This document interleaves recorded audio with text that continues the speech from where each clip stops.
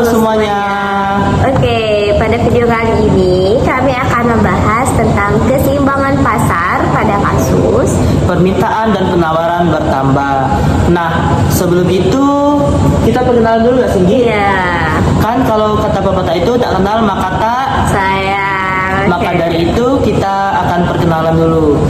Saya Habibur Rahman Nabil dengan NIM C1A025052. Saya sebagai host pada podcast kali ini Dan saya Anja Adrianisi dengan NIM C1A025057. Saya sebagai narasumber. Nah, kami dari Prodi Kami dari Ekonomi Pembangunan Fakultas Ekonomi dan Bisnis Universitas Jambi. Oke, Nggi, dari tema kita tadi itu keseimbangan pasar pada kasus permintaan dan penawaran bertambah. Nah, apa sih itu, Nggi, keseimbangan pasar itu? Nah, keseimbangan pasar itu adalah kondisi yang terjadi apabila jumlah komoditi yang diminta pasar itu sama dengan jumlah komoditi yang ditawarkan oleh produsen gitu. Atau secara sederhana itu gini, Bib. Keseimbangan pasar itu terjadi ketika jumlah yang ditawarkan oleh produsen itu sama dengan jumlah yang diminta oleh konsumen. Nah, gitu. Nah, jadi keseimbangan pasar itu adalah titik potong antara permintaan dan penawarannya, Nggi. Iya, benar. Jadi antara ketika garis permintaan dan penawar itu berpotongan, nah titik tengahnya itulah disebut dengan keseimbangan pasar. Nah, keseimbangan pasar ini biasanya disebut juga dengan equilibrium ataupun dilambangkan dengan E gitu. Nah, kira-kira kalau untuk contoh keseimbangan pasar itu apa, Nggi? Nah, kalau misalkan untuk contoh ya, kita contohnya misalnya pada kurva yaitu penjualan bakso nih. Nah, ketika bakso itu harganya 16.000, nah dan jumlah yang tersedia itu adalah 160 mangkok. Nah, jadi di situ nanti ada perpotongan antara garis demand dan juga garis supply. Nah, titik itulah nantinya yang disebut dengan keseimbangan pasar.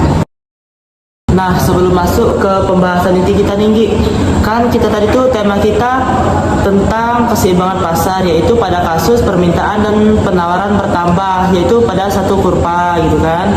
Nah, permintaan bertambah itu bagaimana, Nggi? Nah, permintaan bertambah nih pada satu kurva kan.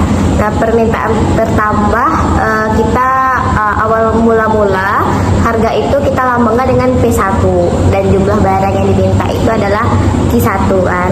Nah, ketika jumlah barang yang diminta ini meningkat menjadi Q2, maka reaksi pasar ini pun juga memberikan harga yang lebih tinggi ataupun juga harganya juga naik gitu.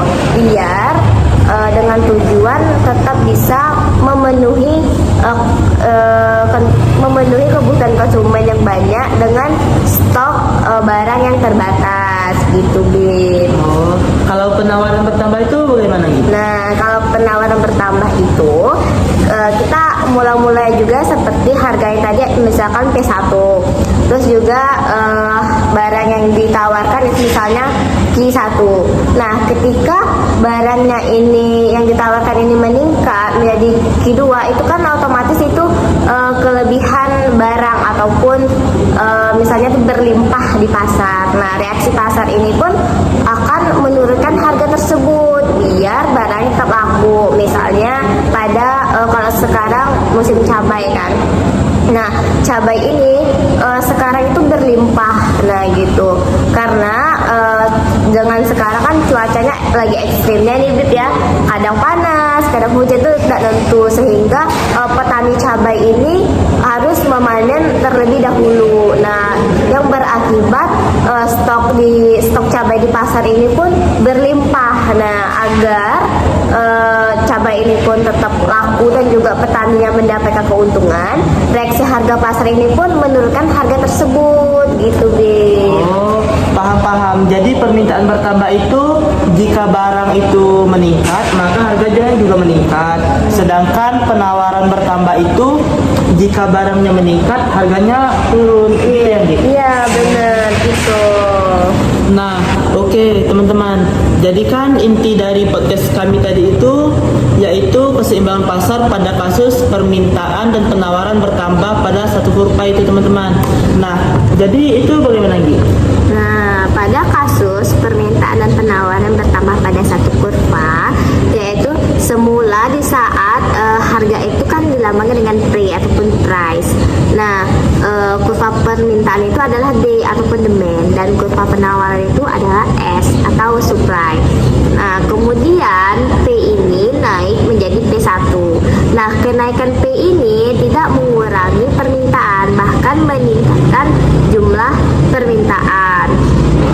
Nah, kurva permintaan ini bergeser dari D menjadi D1 dan juga direspon oleh produsen untuk menambah penawaran ataupun jumlah barang yang akan dijual, dan menggeser kurva penawaran yang semula dari S menjadi S1 dan menciptakan keseimbangan baru. Nah, yang keseimbangan itu kan yang awalnya dari E menjadi S1 gitu, Bib. Oh, jadi kesimpulannya itu jika naiknya permintaan lebih besar, harganya juga meningkat. Jika penawarannya naik lebih besar, harganya itu menurun. Sedangkan jika seimbang itu harganya relatif tetap yang gitu. Iya, betul. Nah, sedikit tambahan nih terkait kurva kasus permintaan dan juga penawaran yang bertambah. Nah, pada pergeseran kurva permintaan, yaitu dari D menjadi D1, itu kan terjadi pergeserannya ke kanan. Nah, itu artinya permintaannya meningkat. Nah, permintaan meningkat ini bisa disebabkan seperti jumlah pendapatan masyarakat yang naik, terus selera yang meningkat, ataupun jumlah penduduk gitu. Akibatnya jumlah harga yang sama ini tetapi permintaannya itu meningkat gitu. Nah, untuk penawaran ataupun kurva pergeseran penawaran dari S ke S1, nah itu berarti itu kan meningkat. Nah, artinya penawaran pada kurva tersebut meningkat.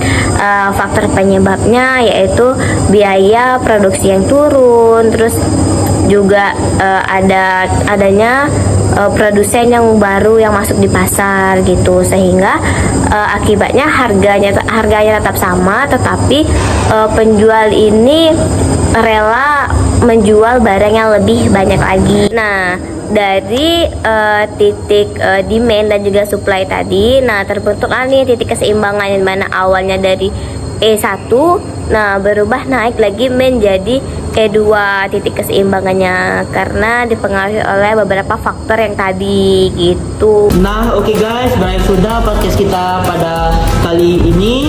Semoga bermanfaat bagi kita semua Dan juga dapat menambah ilmu bagi yang menonton. Oke, jangan lupa di like, komen dan juga